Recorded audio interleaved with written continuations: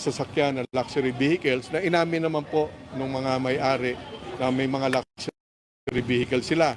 Ngayon, doon sa pag-amin nila sa Blue Ribbon Committee, 28 yun, ang subject ng search warrant dahil kailangan niya ng eksaktong impormasyon.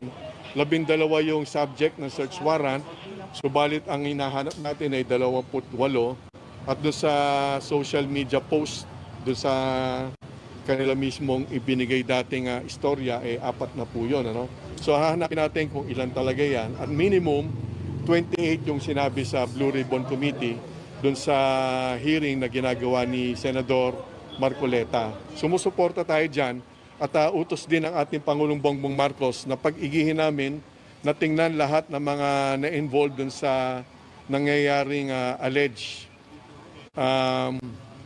flood control scandal, flood control mess. So titingnan natin lahat ng personality